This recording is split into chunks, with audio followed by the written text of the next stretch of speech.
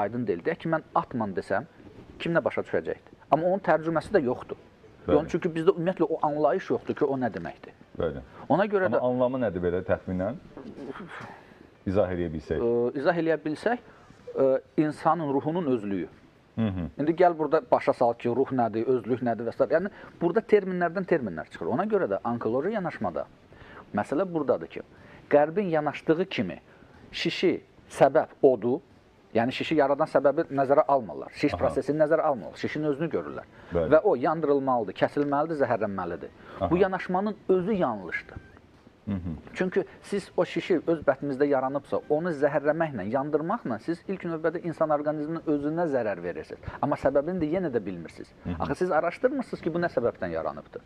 Baxmayaraq ki, yenə də həmən Almaniyada ən qabaqcıl ölkə kimi Dr. Ricky Hammer göstəribdir ki, şiş xəstəliklərinin əksəriyyətinin səbəbi psixosomatik pozuntudur. Yəni, bu psixosomatik xəstəlikdir. Buna psixosomatoz kimi yanaşmaq lazımdır. Bunu ilk növbədə cərrahlar yox, onkologiyanı, ilk növbədə psixoloqlar araşdırmalıdır. Bax, bu paradigma dəyişilməlidir ki, onkologiya cərrahi xəstəlik yox, psixoloji xəstəlikdir. Onu da nəsə biz əldə edə bilərik. Əgər orada artıq yaranmazsa, onda cərrahi və s. üsullardan istifadə eləmək olar. Bax, bu paradigmanı dəyişmək lazımdır. Və buradan çıxandan sonra, bəli, təbiətin bir hissəsi olaraq digər üsullardan istifadə eləmək olar. Misal üçün, sadə misalları götürək, hər kəsin evində rast gəlinən. Deyək ki, insanda qızdırma olanda nələrdən istifadə eləmək olar ki, qızdırmanı aşağı sala bilərik? İlk növbədə indi hamı deyir ki, həblərdən istifadə eləmək olar. Cürbəcür. Deyək ki, paracetamol qrupundan, aspirin, salisil qrupundan və kimyəvi maddələri deyirəm, mən preparatları demirəm. Yəni, həblərdən, hər halda kimyəvi maddələrdən istifadə edir, düzdürmü?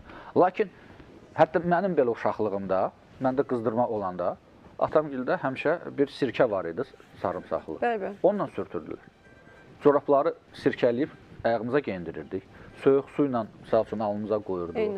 Düzdürmü? Yəni, bu sadə bir şeylərdir. Deyək ki, axşam vaxtı olarsa, hansısa bir aptek uzaqda olarsa, yəni bu üsulları da bilməyimiz yaxşı olardı. Dədə-babalarımızdan bu üsullar gəlirdi ki, insan təcili olaraq nə ilənsə eləsin. Deyək ki, sınıqları yumurta ilə sağalsın, deyək ki, sınıqçı uzaqdadır, yaxud da ki, tip punktu bağlıdır. Yəni, bunların hamısını, qanaxmanı kəsmək, təcili qanaxmanı kəsmək üsulları, bağa yarpağından çox geniş istifadə olunurdu. Yəni, bu biliklər hamısı bizim mədəniyyətdir, hamısı bizə aiddir. Həblərin də yeri var, otların da yeri var, təbii üsulların da yeri var, hər şeyin öz yeri var.